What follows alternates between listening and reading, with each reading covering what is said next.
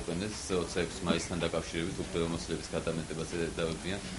კონკრეტულად თქვენ როგორ აფასებთ საზოგადოების ნაწილი მიიჩნევს და მათ შორის ნაციონალური მოძრაობა, რომ ეს არის პოლიტიკურად მოტივირებული გადაწყვეტილება. თქვენთვის თუ ბადებს კითხვებს ეს პროცესი, რომელიც მერაბიშვილის მიმართ ხდება. პანო მერაბიშვილთან ერთად მე მუშაობდი 4 წლის განმავლობაში. ჩემთვის იყო პატივი ამ კაცთან ერთად მუშაობა და ჩემთვის იყო პატივი, რომ მქონდა შესაძლებლობა, რომ მუშაობდი, როდესაც პანო მერაბიშვილი იყო პრემიერ-მინისტრი.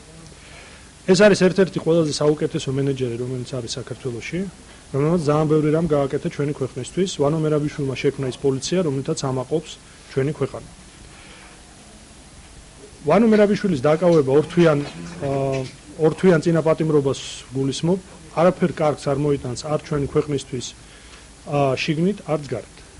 არც საერთაშორისო თვალსაზრისით, არც შიდა ასე ვთქვათ პოლიტიკური ვითარებისთვის. მე სამწუხაროდ რჩება შტაბ-ბიჭდილება, რომ ეხლა ჩვენი მთლიანად ქვეყანა არის ძევალი, რაც გარკვეული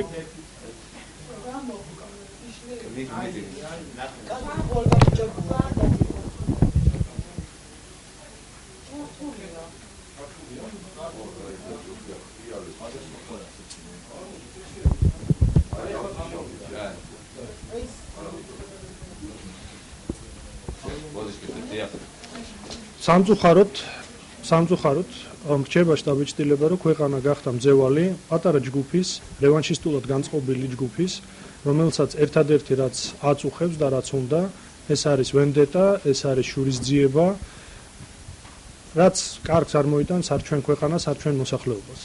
თუ ვანო მერაბიშვილის, ჩემი და ნებისმიერი სხვა ადამიანის დაკავებით, დაჭერით, ციხეში ჩასმით მოემატება ამ ქვეყანას სამუშაო ადგილებით და ჩვენი მოქალაქეები უკეთესად იცხოვრებენ, მაშინ ეს იქნება შეიძლება გამართლებული ქვეყნისთვის.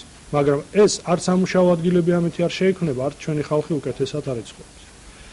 ამიტომ მე კიდევ ერთხელ ხაზს უსვავ იმას, რომ არაფერი კარგი ესეთ ისტერიას, რევანშისტულ ისტერიას ქვეყნისთვის არ მოაქვს და არც მოიტანს. ძალიან უბრალო მიზეზის გამო მე მართლა 2 წუთს დავკარგავ ამაზე, რომ ძალიან მარტივად აგიხსნათ რას გულისხმობ მე.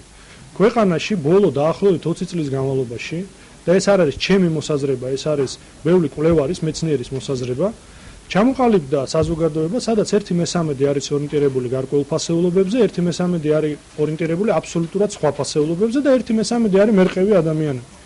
იმის დამიხედვით, სად ეს მერყევი ელექტორატი წავა, ის 1/3 იმარჯვებს არჩევნებში. 2012 წელს 1 ოქტომბერს ის 1/3 აირჩია სხვა პოლიტიკური ძალა. 4 წელიწადში ის მეორე 1/3, რომელსაც ეს ძალა არ მოსწონდა, არსად არ გაქრა. ეხლაც იგივე ქართული ოცნების რეიტინგი არ აღემატება 60%-ს, ხო? ანუ არსებობს კიდევ 40% მოსახლეობის, რომელიც არის მოწინააღმდეგე ამ პოლიტიკური ძალის. 4 წელიწადში თუ ის მერყევი ელექტორატი აირჩევს სხვა პოლიტიკურ ძალას და ქვეყნის წინაშე დადგება კვლავ შურისძიების მომენტი, ჩვენი ქვეყნისთვის ეს არაფრის მომტანი არ იქნება. პირველ რიგში ეკონომიკისთვის არაფრის მომტანი არ იქნება. ამიტომ ვამბობ მე, რომ ეს ისტერია თუ არ დაამთავრდა და საქართველოს მთავრობას აქვს ყველა ბერკეტი, რომ დაამთავროს ეს ისტერია. ხშირად მე მესმის ტელევიზიაში, რომ უმრავლესობის წევრები ამბობენ, რომ ჩვენ ვასრულებთ საზოგადოების დაკვეთას. საზოგადოების დაკვეთა არის სამუშაო ადგილების შექმნა. ხვალ ამ დღეს ეხლა ჩვენ ერთად რო გავიდეთ ქუჩაში და ვკითხოთ მოსახლეობას, აი ეროვნულ ბანკს რო აქვს 1 მილიარდი დავარიგოთ მოსახლეობას, ხო კარგი იდეა იქნება. მე დარწმუნებული ვარ, რომ 90% თვის ავიღოთ, გამოვიტანოთ საცავებიდან და დაურიგოთ ხალხს ეს ფული. ეს იქნება საზოგადოებრივი დაკვეთა? გამოვიტანოთ ეს მილიარდი საცავებიდან ეროვნული ბანკის დავარიგოთ? საზოგადოებრივი დაკვეთა არის, რომ ხალხმა იცხოვროს კარგად. რომ ხალხს ჰქონდეს სამუშაო ადგილები და ჰქონდეს შესაძლებლობა, რომ შეინახოს თავისი ოჯახი. ეს არის ყველაზე მნიშვნელოვანი და ესეთი დაკავებები, ესეთი ეიფორია, ისტერია არაფრის კარგის მომტანი არის. რაც შეეხება 26 მაისს кейსთან დაკავშირებით, საქმესთან დაკავშირებით, მე მაშინ ვიყავი განათლების მინისტრი, უნებრივია რომ სხვა ინსტიტუციაში მუშაობდი, მაგრამ მე შემიძლია ვთქვა და ამას დავადასტურებ თუ იქნება სურვილი სამართალდამცავების, იმიტომ რომ მნიშვნელოვნად მიმაჩნია 25 მაისს 11 საათზე საღამოს მე ვიყავი ვანო მერაბიშვილის კაბინეტში, აბსოლუტურად სხვა საქმეზე, სანამ დაიწყებოდა ეს ოპერაცია, ვიყავი აეროპორტის გზატკეცილზე, სადაც არის შინაგან საქმეთა სამინისტროს ახალი შენობა, როდესაც ბატონი გია ლორთქიფანიძე, ვანო მერაბიშვილის მოადგილემ, მოახსენა შინაგან საქმეთა მინისტრს, რომ სპეცნაზის გამოჩენის თანავე მომიტინგეებმა დაიწყეს ჯაჭვების გაყრა ბარიერების ირგვლივ. ანუ, უფრო მარტივად თუ აგიხსნათ, სპეცნაზი გამოჩნდა ფილარმონიის მხრიდან და მთლიანად ის ტერიტორია, სადაც იმყოფებოდნენ მომიტინგეები, იყო გარშემორტყმული ბარიერებით, რკინის ბარიერებით, რომელიც თქვენ გინახიათ ძალიან ბევრს. მომიტინგეებმა, როგორც მოადგილემ მოახსენა მინისტრს, 11 საათზე დაიწყეს მსხვილი ჯაჭვებით გამაგრება ამ ბარიერების. ანუ სპეცნაზის სპეცოპერაციის დაწყების თანავე მოხდებოდა ჭყლეტვა და მოგონება იქნებოდა 9 აპრილის მოვლენების. ამიტომ ჩემ თვალს წინ შინაგან საქმეთა მინისტრმა გასცა ბრძანება, რომ სპეცოპერაციის დაწყების თანავე, უпростоრად დაწყებამდე მოხდეს გადაჭრა ამ ჯაჭვების. და კადრებში, რომელსაც აჩვენებდა საქართველოს ტელევიზიამ, არის და თქვენ როგორც ჟურნალისტებს შეგიძლიათ ეს კადრები ამოიღოთ, როგორც სპეცნაზის რამდენიმე კაცმა მიეპარა რუსთაველის კინოთეატრთან ამ ბარიერებთან და გადაჭრა სპეციალური მოწყობილობებით ეს ჯაჭვები იმისათვის, რომ სპეცოპერაციის დაწყების თანავე ხალხს ჰქონდა შესაძლებლობა გასულიყვნენ ტერიტორიიდან. აი ეს არის რაც მე ჩემი ყურით მოვისმინე, ჩემი თვალით ვნახე. ტელევიზიაშიც იყო ნაჩვენები. კენ გამომდინარე, როდესაც არის საუბარი, რომ არ მისცეს საშუალება გასვლისა, შინაგან საქმეთა მინისტრმა, მაშინდელმა ჩემ დასწრებით, როდესაც მე ვიყავი მის კაბინეტში, დაავალა თავის მოადგილეს და ეს დავალება შესრულდა, გადაჭრილი იყო ჯაჭვები, რომლითაც იყო გამაგრებული ბარიერები. იმისათვის, რომ ხალხს ჰქონდა შესაძლებლობა გასულიყო რუსთაველის კინოთეატრის მიმართულებით საქართველოს პარლამენტის მიმდებარე ტერიტორიიდან. ბატონი, როდესაც 26 მაისის გამოძიებაზე არის საუბარი, ფიქრობ თუ არა, რომ ამ საქმის გამოძიება უნდა მოხდეს კომპლექსურად, მათ შორის გაირკვეს თქვენ წინ იყო ხათუნავი ჩიაური, რომელმაც ამ ფაქტზე ისაუბრა, რომ უნდა მოხდეს კომპლექსურად ამის გამოძიება და მხოლოდ ერთი მიმართულებით, ვინც დაშალა ეს მიტინგი, ამ მიმართულებით არ უნდა ისმებოდეს, მხოლოდ კითხვები და კითხვები უნდა დაისვას იგივე ორგანიზატორების მიმართ, რომლებიც მე ჩემ სუბიექტურ აზრს გეტყვით. მე ვთვლი, რომ ეს იყო შეცდომა, რომელიც იყო დაშვებული ჩვენს მიერ მე გულისხმობ ყოფილი მთავრობის მიერ, რომ ეს საქმე არ იყო გამოძიებული ზუსტად ასე, როგორც თქვენ საუბრობთ. იმიტომ მაშინვე ვიცი მესმის რატო ეს არ გაკეთდა, რომ არ ყოფილიყო მე ეს რაღაც ესე არ შეიფუთებოდა როგორც პოლიტიკური დევნა და ასე შემდეგ, მაგრამ აი ის რომ ეს საქმე არ გამოიძია, ზუსტად ამიტომ გვაქვს ეს პრობლემა. აბსოლუტურად ვეთანხმები მოსაზრებას, რომ ეს უნდა იყოს გამოძიებული მთლიანად 26 მაისი, ყველაფრიანად უნდა იყოს გამოძიებული და თუ პოლიციის მხრიდან იყო გადამეტება ძალის, ძალიან მარტივია ამის გამოძიება. ყველა სპეცნაზელს ეკიპირებაზე აქვს თავისი ნომერი, ყველა სპეცნაზელის იდენტიფიცირება შესაძლებელია, რა თქმა უნდა, საიდუმლოა, მაგრამ იმ გამომძიებელს, რომელიც აქვს საიდუმლოსთან დაშვება, შეუძლია იდენტიფიცირება მოახდინონ, თუ ვინმე რამე გადაამეტა ოპერაციის დროს. ბოლო დროს განვითარებული მოვლენები რო შეაფასოთ საზღვრის პირასოფლებში შეიძლება. ბატონო? საზღვრის პირასოფლებში განვითარებული მოვლენები გულისხმობ. ეს არის შედეგი იმ სიტუაციის, რომელიც გვაქვს ჩვენ ქვეყანაში. მე არაერთხელ აღნიშნე და ყოველთვის ამას ვიტყვი. არ აქვს მნიშვნელობა ვინ იქნება მთავრობაში საქართველოში.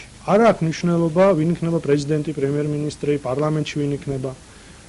სანამ რუსეთი უყურებს საქართველოს როგორც თავის გუბერნიას, სანამ რუსეთი უყურებს საქართველოს როგორც თავის პროვინციას, არაფერი ამით არ შეიცვლება.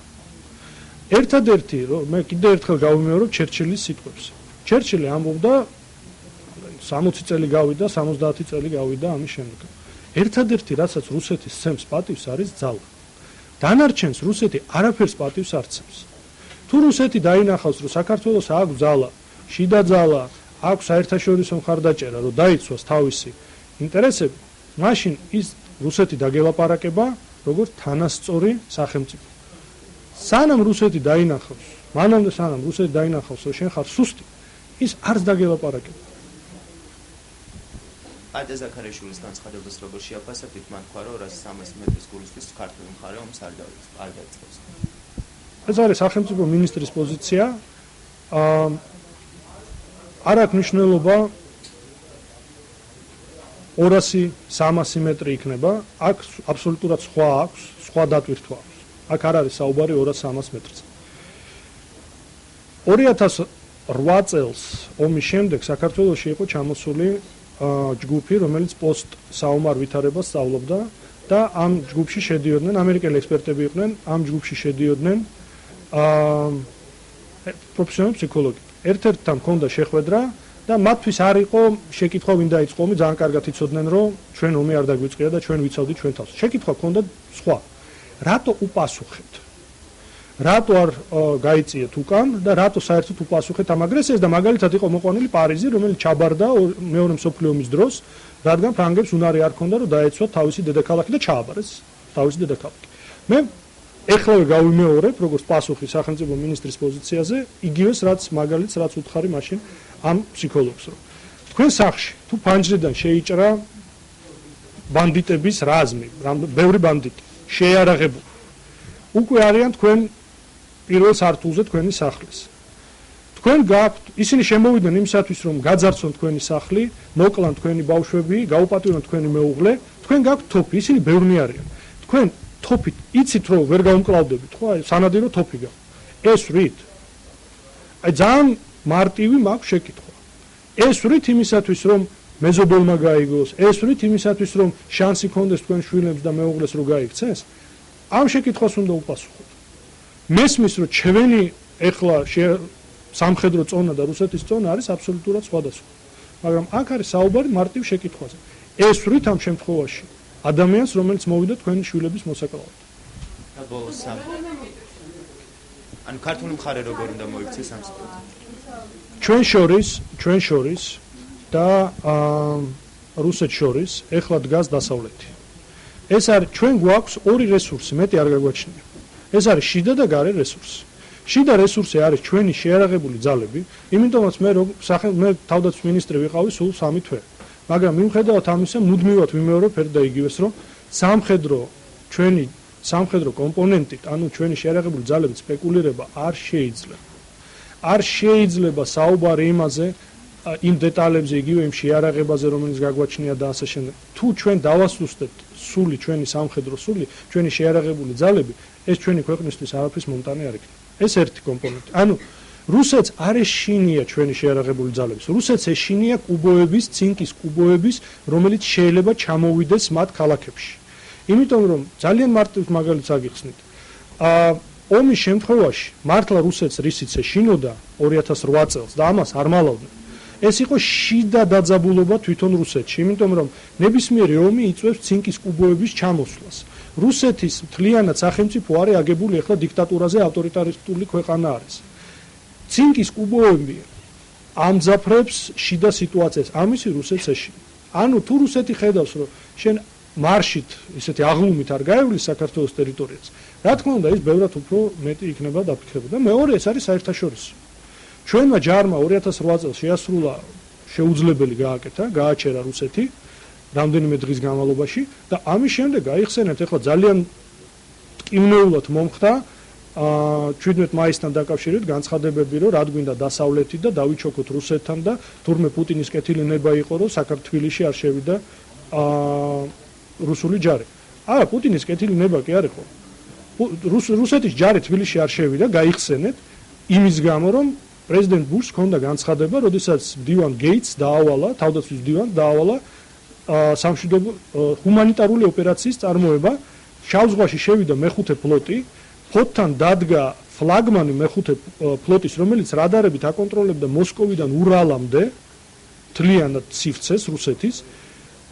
თბილისის აეროპორტში იორდანიიდან გამოფრენილი დაჯდა გერკულესები, რომელიც მე ამაზე არასოდეს არ მისაუბრია, მაშინ არც მუშაობდი მთავრობაში ვიყავი ამერიკულ ორგანიზაციასა და სხვა მეგობრებისგან ვიღებდი ამ ინფორმაციას ამერიკელ და ევროპელ მეგობრებისგან. იორდანიიდან ბუშის განცხადებისთანავე ჩვენ სახაერო სივრცეში შევიდნენ ჰერკულესები, რომლებიც დაიჭნენ თბილისის აეროპორტში და დარჩნენ ასაფრენ ბილიკზე იმისათვის, რომ რუსეთს არ დაებომბა ეს. ჰერკულესებს მოყვებოდა ესკადრილია გამანადგურებლების ავიაგანამანადგურებლებს, რომელიც ღია თქვეს, რომ ნებისმიერი ახლო დაახლოება ჩვენ თვითმფრინავებიდან იქნება აღთქმული როგორც ომის გამოცხადება ამერიკის შეერთებული შტატების მიერ. გადაეფარა ამერიკამ საქართველოს და იმიტომ პუტინი არ შევიდა აქ. და არა იმიტომ რომ თურმე კარგი კაცი ყოფილა.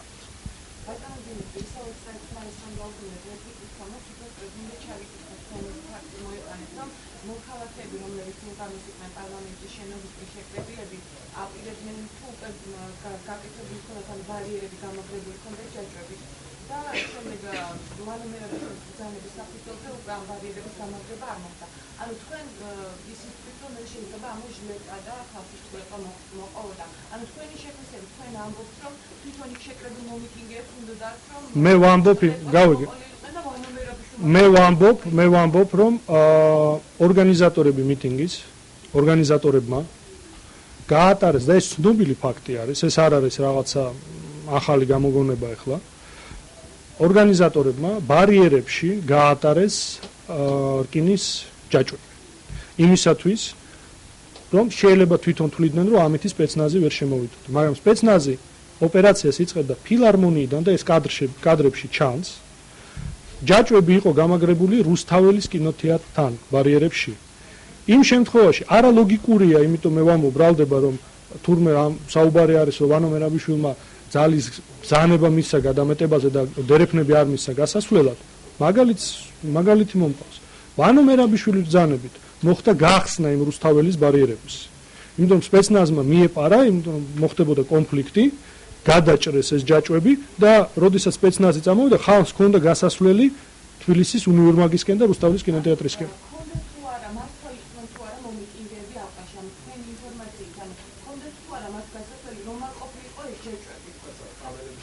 კი ბატონო.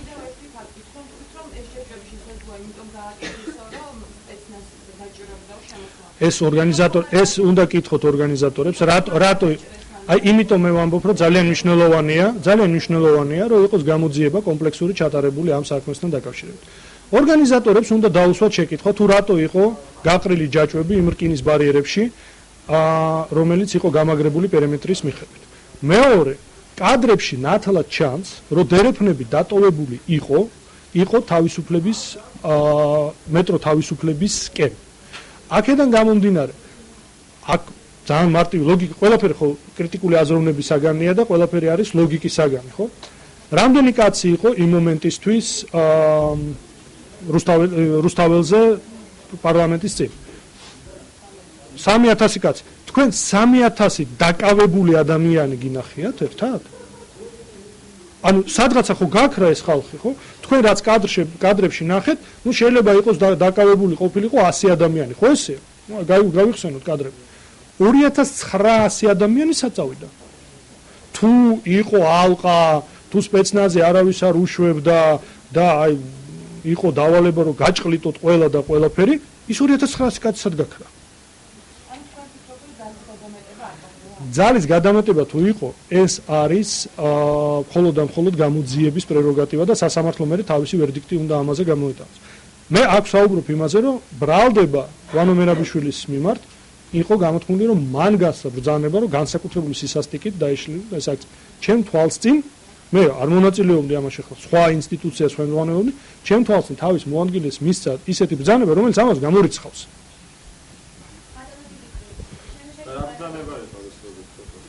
გადაეჭრა ჯაჭვები, რომელთაც იყო გამაგრებული რკინის ბარიერები.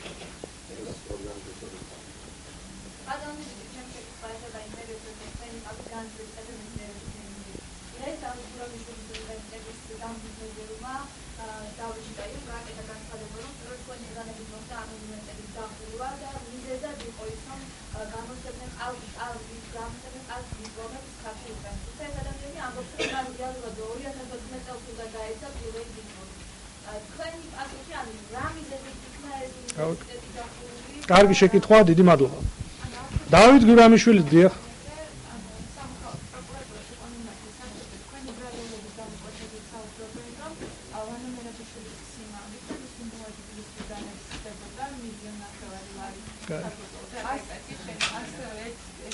ასევე ამბობს, რომ მაშინ თქვენ იყავით განათლების მინისტრი და ამბობს, რომ ამ ხელა უნივერსიტეტი დაიხურა, რა თქმა უნდა, იქ სწავლობდნენ ადამიანები, იყვნენ პროფესორები, რომლებიც იყვნენ დასაქმებულები და ამბობს, რომ არ მოსულა განათლების მინისტრი და არ უკითხავს რეალურად რა ხდებოდა უნივერსიტეტში. დისტანციურ სწავლებასთან დაკავშირებით გააკეთეთ თქვენ კომენტარი და ის ამბობს, რომ არ ყოფილა მის გამოსასახი დიპლომი ამ დისტანციური სწავლების შემდეგ არ გეშოვოდა.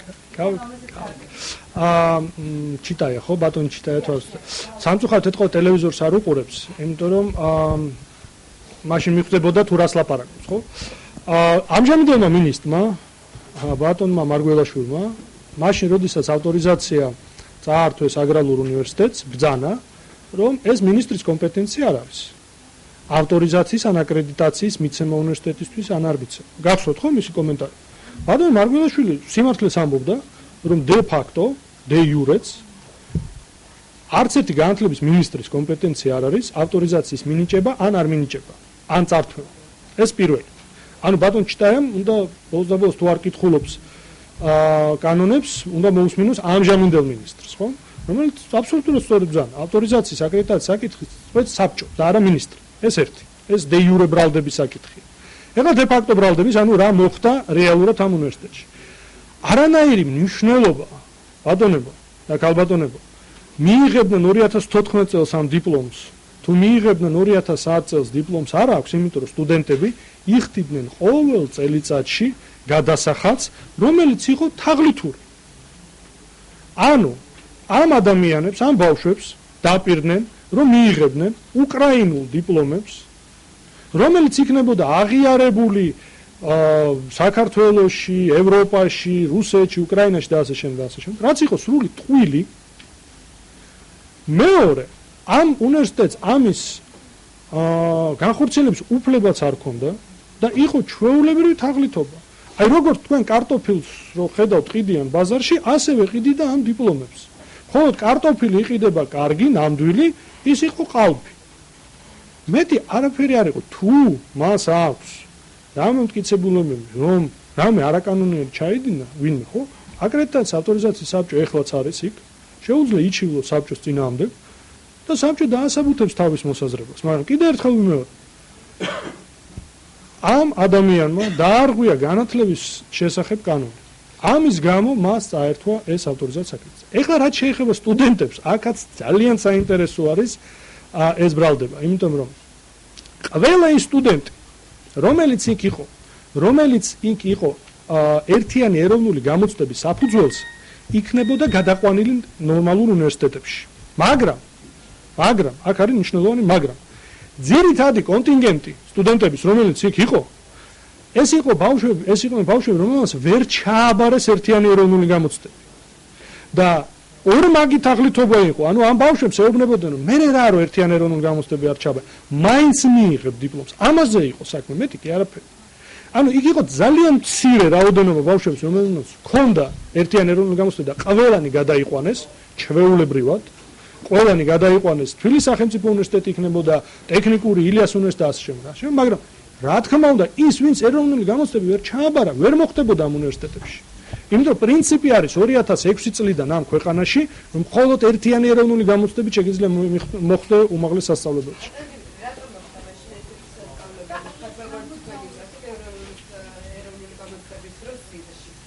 თვითონ ირჩევდა ეს ბავშვი მერე გადასვლას.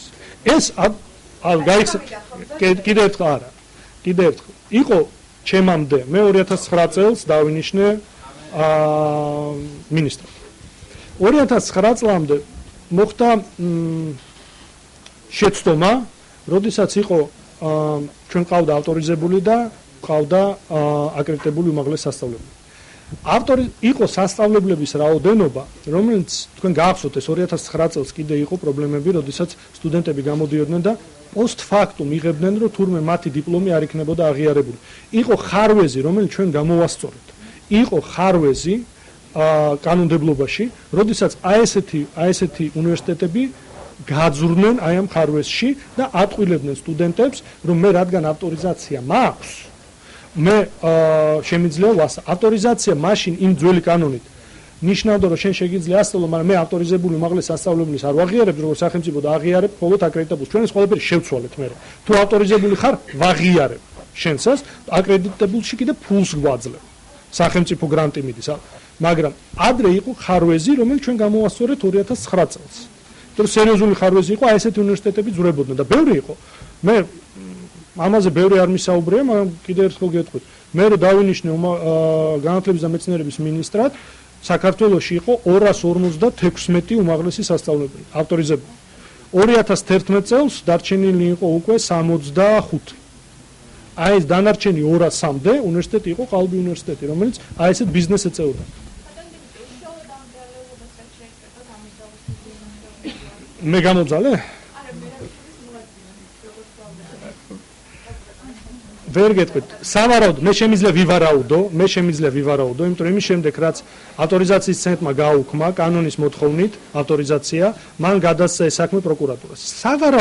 სავარაუდოდ იქნებოდა სასამართლო გარიგება ამ ადამიანთან, რომელთაც ამან ბიუჯეტში გადაიხდიდა ამ თანხებს. სავარაუდოდ თუ ესე არის, ძალიან მარტივი არის სასამართლოს და პროკურატურაში გაარკვევენ და პასუხი იქნება გაცემული. და ბატონი, ბოლოს გითხავთ იმ საერთაშორისო გამოხმაურებაზე, რომელიც მოხდა იგივე ვანო მერაბიშვილის და ნაციონალური მოძრაობის სხვა წარმომადგენლების დაბატიმრებას. როგორ ფიქრობთ, ეს პროცესი რამდენად აისახება ქვეყნის საერთაშორისო იმიჯზე და მაგალითი იყო მოყვანილი იგივე უკრაინასთან დაკავშირებით, რომელმაც დაკარგა იგივე ევროკავშირის ნატოს ხარდაჭერა, ნატოში პრეზიდენტის საცხადებს. მე მინდა თქვა, რომ ნუ გონია რომ იმ სიტუაციაში, რომელიც ახლა არის ევროპა, მთლიანად ევროპა არის ბედნიერი იმითი, რომ დგას ჩვენს და რუსეთს შორის. რუსეთის გავლენა ევროპაზე არის ძალიან დიდი, ეკონომიკური გავლენა. ამიტომ თუ ძალიან ბევრი ქვეყანა ევროპის მოძებნის ნებისმიერ საბაბს, რომ მაქსიმალურად შეამციროს ის მხარდაჭერა, რომელიც ჩვენ გაგვაჩნია. თუ ჩვენ ეს საბაბი მივეცით, იქნება საკმაოდ პრობლემატური შედეგები ამას მოყვება. აი ძალიან უბრალო მაგალითს მოგიყვანთ. 2009 წელს მე ვიყავი საჯარო ასრულების მინისტრი და ამავდროულად კოორდინირებდი რეფორმების, დემოკრატიული რეფორმის მეორე ტალღას. ჩემი ვიზიტის დროს ამერიკის შეერთებულ შტატებში აი ქარცეცხლში გამატარეს იმის გამო, რომ მაშინ თქვენ თუ გახსოვთ, ნინო ბურჯანაძეს დააბრუნებინეს თავის სახლი, რადგან გადასახადები არ გადაიხადა, ხო? აი ჩემი არგუმენტი, რომ ეს იყო თქვა კანონი, ამას ითხოვდა და ასე შემდეგ, აი ქარცეცხლში გამატარეს, იმიტომ რომ ყველა ეს მიიღო როგორც პოლიტიკური დევნა. როდესაც ხდება პოლიტიკური ლიდერის დაკავება, ეს იქნება უარესი შედეგი. იმიტომ რომ ანუ მერაბიშვილი არ არის ყოფილი მხოლოდ პრემიერ-მინისტრი, არ არის მხოლოდ ყოფილი შინაგან საქმეთა მინისტრი, ეს არის არსებული ერთადერთი ოპოზიციური პარტიის გენერალური მდივანი. სავარაუდო საპრეზიდენტო კანდიდატი. აქედან გამომდინარე, ნებისმიერი ადამიანი დემოკრატიულ ქვეყანაში ამაში დაინახავს დემოკრატიისთვის მახასიათებელ პრობლემას. და მაგალითს მოგიყვანთ. გაიხსენეთ, რამდენად მძიმე ბრალდება იყო საფრანგეთის პრეზიდენტის წინააღმდეგ გაჟღერებული იმის შემდეგ, რაც მან წააგო არჩევნები. გაიხსენეთ. ბრალდება და გამოძიება იყო დაწყებული იმით, რომ მან კადაფისგან აიღო ფული საარჩევნო კამპანიაზე. ამაზე დიდი ბრალდება, ამაზე მძიმე ბრალდება რა უნდა ყოფილიყო ევროპის ქვეყნისთვის. თქვენ გინახიათ ორთვიანი წინასწარი პატიმრობა პრეზიდენტისთვის? გამოძიება მიდის საფრანგეთში, დააკითხეს, არაფერი ამაში პრობლემა არ იყო. მაგრამ არავის აზრად არ მოსვლია, რომ ყოფილი პრეზიდენტი დაეკავებინათ ამ საქმესთან დაკავშირებით, იმიტომ რომ ყველას ესმის, რომ ამაზე წერტილი მხოლოდ შეიძლება დასვას სასამართლომ, რომელიც არის ობიექტური. მადლობა.